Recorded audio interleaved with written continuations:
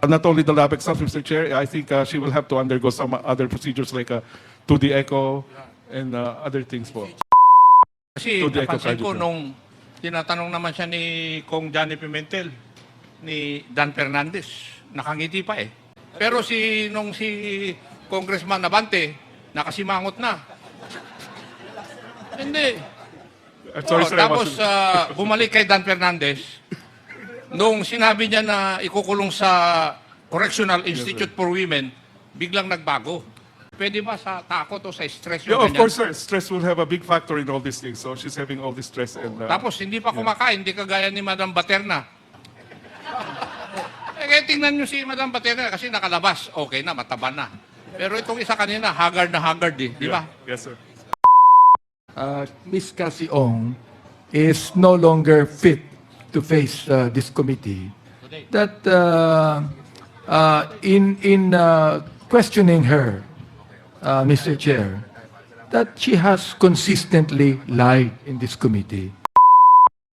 If ever that she will not take her oath on that sign waiver before a notary public, I will move to cite Miss Cassandra Ong in contempt and assign her in a in the Mandaluyong correctional. At the for that matter, appropriate Mr. time, Chairman. Congressman Fernandez, at Yes, the appropriate time, Mr. Chair.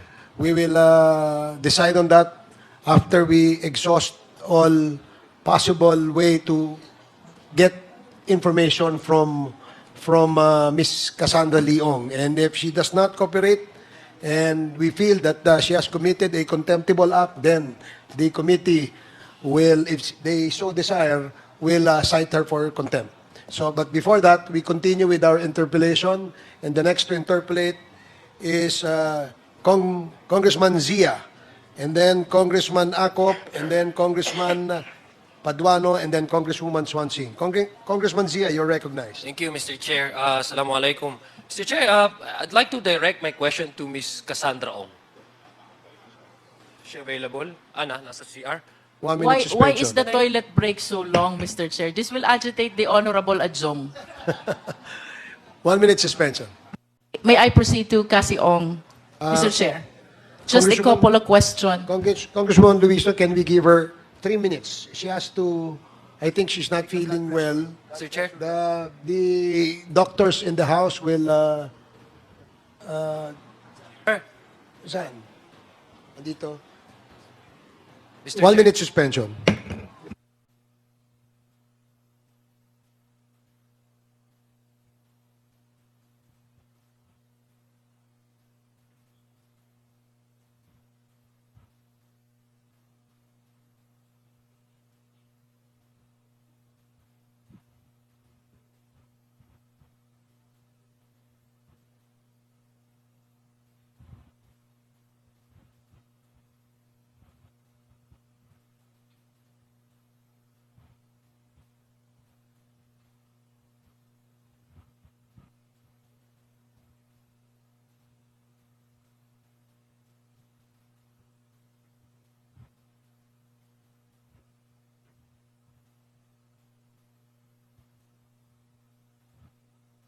Can we ask the in-house medical doctors to update us with regard to Cassie's Miss Cassandra Ong's condition?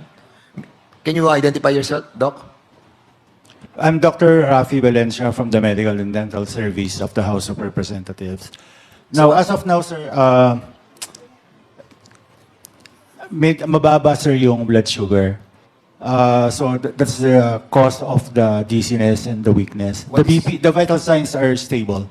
What is the blood sugar level? Actually, sir, hindi nga binabasa na ng machine, which means that it's too low. Oh, Mr. Chair, so with that, can I just ask confirmation from the doctor if it is true that Ms. Ong refused to eat, refused to drink the Coca-Cola that was given to her? so Sir, maybe, actually, so maybe are you the right person to answer that query? I think the custodian facility. Who is the custodian facility of the Quadcom? You are? No, we're asking the custodian Is she not eating? Sige, ma'am, identify yourself, please. Sir Glizel Irene po, Valdepeñas from the LSU po. Mr. Chair, may specific lang po siyang food na gustong kainin every time po na nagpo-provide kami ng food sa kanya. So ayaw niya yung ulam na binibigay niyo? Yes po. Ayaw niya? Yes po. And is it true na kanina umaga you tried to give her Coke because mababa na yung sugar niya and she refused to take it? Yes, sir. But later on, ininom naman po niya. Inom niya? Yes po. Okay, so the refusal to eat is because of her dislike of the food that you've been giving her. Yes, Mr. Chair. Thank you, Mr. Chair. Thank you po. Mr. Chair, Siguro yung sa doctor muna. may I Mr. Chair, can we ask the doctor first?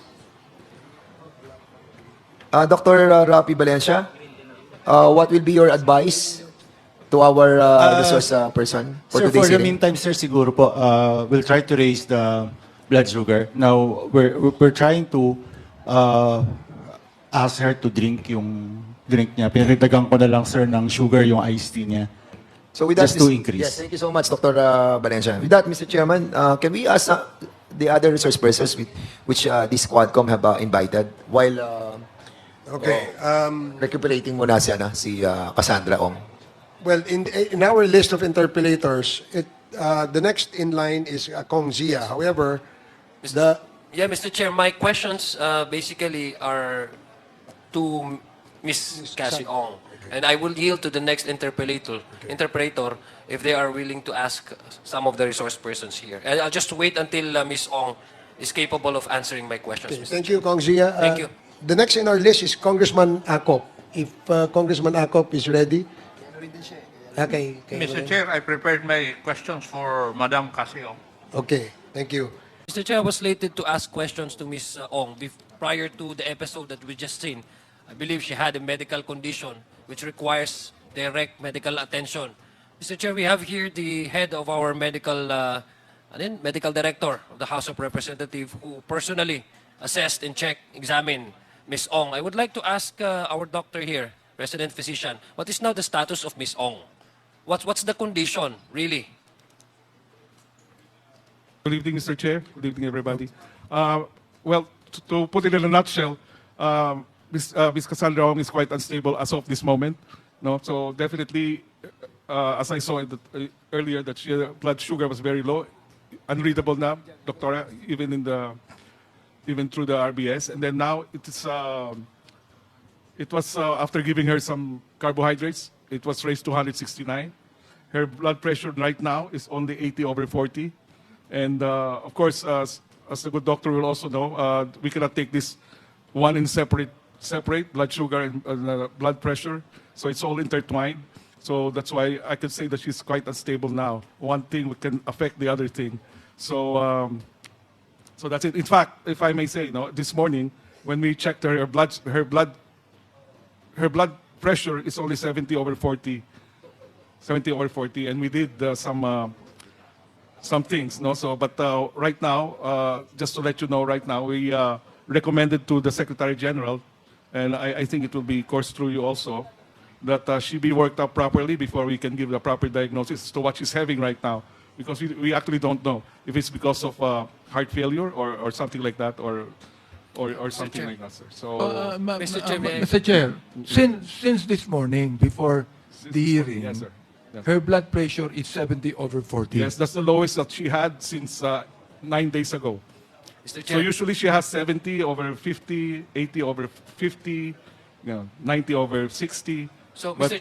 for Mr. 1 week, for almost 1 week, she's been like that, sir. So Mr. we Chair- were trying to see if she can still attend, and actually we did not propose anything before today.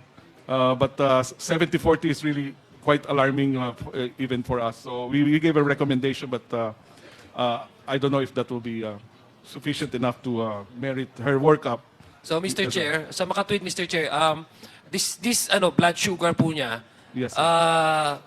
is it normal, in the normal range, despite giving her, despite after giving her the Yeah. soft drinks? Kasi usually you have to give her sugar, di ba? Intake Yes, sir. soft drinks and Yes, sir. chocolate. So, Yes, sir.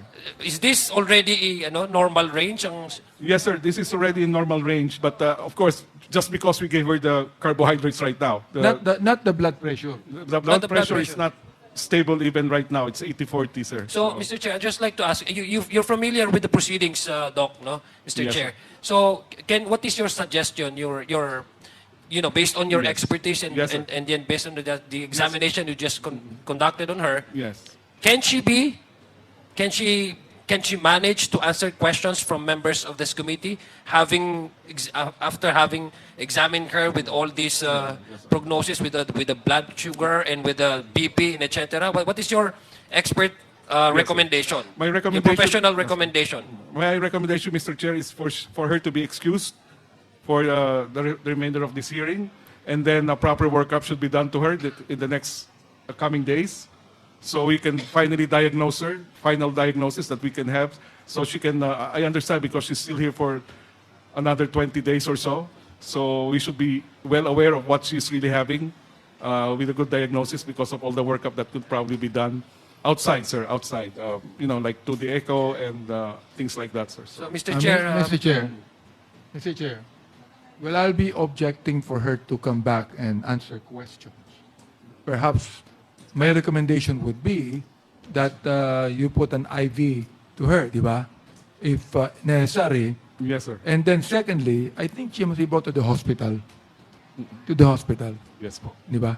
Yes. so Mr. For Chair, proper workup, sir, so we can. Okay, please yes, continue, Kong yes, G. the last. I think after hearing the prognosis diagnosis of our doctor here, resident physician, for humanitarian reason, Mr. Chair, I believe that we have to excuse Ms. Cassie Ong from this proceeding and allow our doctors to conduct a thorough examination on her, because basically she's under our custody.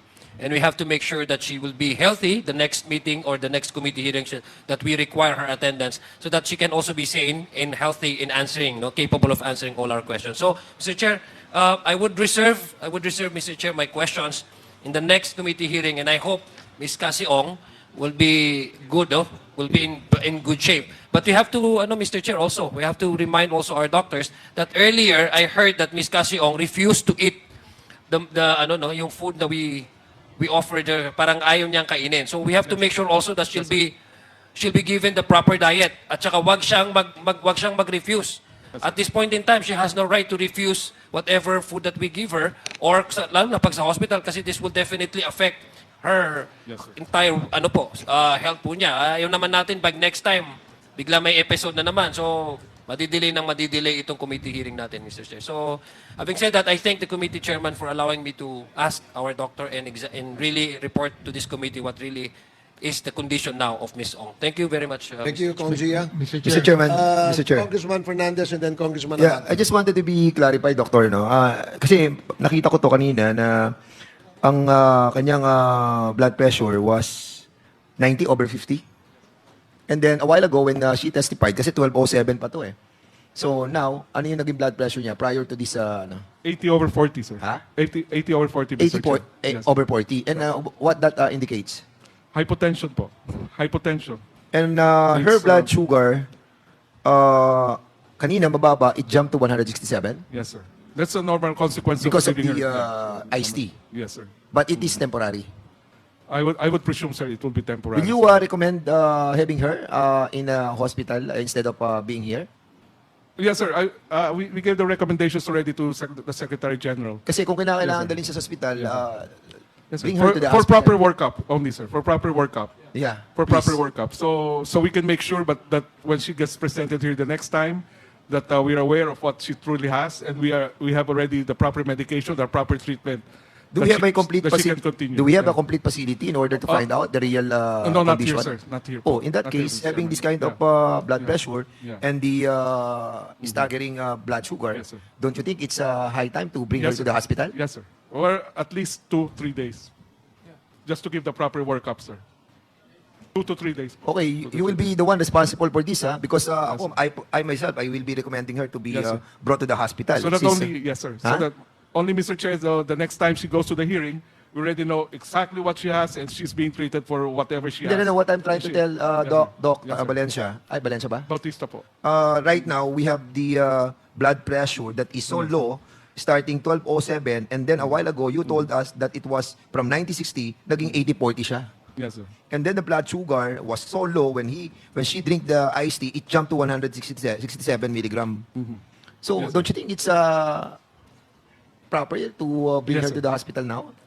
If Mr. Chair. if the committee will approve of that, then there's no reason for us to delay further. So the sooner we know her diagnosis, the sooner we can treat so her. we will be letting you your medical expertise. Yes, no? sir. Sige. Yes, Thank you, Mr. Chairman. Thank you, Congressman Fernandez.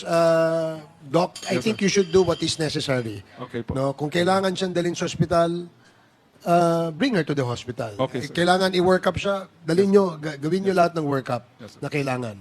Opo, sir. Okay? You don't actually need the approval of the committee because I think this is an emergency case. So, Yeah, we can say sige, that. so, And Mr. Chair, I'd like to tell our doctors that, for example, before the hearing, her blood pressure is 70/40. This No. morning, Mr. Chair, yes. Huh? This morning, Mr. Chair. You know, 70/40, correct? Yes po. 70/40. Before This the morning, hearing. around 10:30 in the morning. Ibig sir. sabihin, pwede na papuntahin dito pag ganun ang blood pressure But we niya. were watching her the whole day, so somehow we felt she can, but apparently she wasn't able to continue sige. anymore, sir. Now that you have given your opinion on her medical condition, do what is necessary. The committee will abide by you. Okay? So, thank you. Mr. Chair. Next, Motion to wait, Congressman Akop. Oo, kasi yung mga chairman, sila na lang eh. Sige, okay, Congressman Akop. Doc, sabi po nyo, 2 to 3 days. The lab exam will be complete. Not only the lab exams, Mr. Chair, I think she will have to undergo some other procedures like a 2D echo and other things po. To rule out yung heart problem. Yes po. Pero Yes at po. her age, medyo malayo. We cannot definitely say that, but I will be more comfortable with her having at least a 2D echo Kasi 2D napansin ko echocardiogram. nung tinatanong naman siya ni Kong Johnny Pimentel, ni Dan Fernandez, nakangiti pa eh. Di ba? Eh, kitang-kita ko naman nandyan siya eh. Pero si Congressman Abante, nakasimangot na. Hindi. I'm sorry, sir, I Tapos wasn't- bumalik kay Dan Fernandez, nung sinabi niya na ikukulong sa Correctional Institute for Women, biglang nagbago. Eh, yun na napanood ko kanina. So, Yes, sir. pwede ba sa takot o sa stress Yeah, yung of ganyan? course, sir. Stress will have a big factor in all these things. So she's having all this stress and Tapos, hindi pa kumakain, hindi kagaya ni Madam Baterna. Eh, kaya tingnan nyo si Madam Baterna kasi nakalabas. Okay na, mataba na. Pero itong isa kanina, haggard na haggard eh. Di ba? Yeah. Yes, sir. Yes. Kaya nakita ko talaga. But to Oo. correct that, sir, she's not actually fasting. She just refuses to eat what we give her, but she's ordering food from outside and eating properly, sir. Pero kung hindi siya kakain, talaga mangyayari yung Yes, sir. ganyan. Mr. Chair, I was told by Congressman Dan Fernandez that Chairman H invited Miss Baterna for dinner. Eh, matagal ko nang alam yun. Na, Kwan? Di ba, Madam Baterna? Di ba? Kita kayo ni Kwan, sa opisina niya? Oo, ikaw talaga. Mr. Chair, Thank you, Mr. kidding Chair. aside. Kidding aside, Mr. Chair. Yes, Congressman Abante, and then Congresswoman Jinky Luistro, and then Congresswoman Garin. I just would like to make a manifestation, despite the fact that Miss Cassie Ong is no longer fit to face this committee. That in questioning her, Mr. Chair, that she has consistently lied in this committee. And then when we asked Mr. Linsangan and Mr. Chua, they actually said that Miss Cassie Ong is actually involved in Pogo, which, of course, Miss Cassie Ong has consistently denied, Mr. Chair. So I just would like to make that manifestation. Okay, thank you, Congressman Abante. Congresswoman Matapos ang nangyari kay Cassandra Ong, umani naman ito ng iba't ibang reaksyon mula sa ating mga netizens. Ayon kay Joey Mariano, no lawyers should be allowed to visit her while she's in hospital. Baka makatakas na naman yan. Pahayag naman ni Leonor Hilahan, haggard lukang kasi stressed si Miss Ong sa pagsisinungaling. At ito naman ang saloobin mula sa ating kababayan na si Beatrice Tablatin, totally agree, she is making an excuse and avoid the cite on contempt against her. Don't say she's young, she is capable of doing illegal business. She is smart and she know how to play her cards. Mga kababayan, feel free to comment below para maglabas ng saloobin sa balitang ito.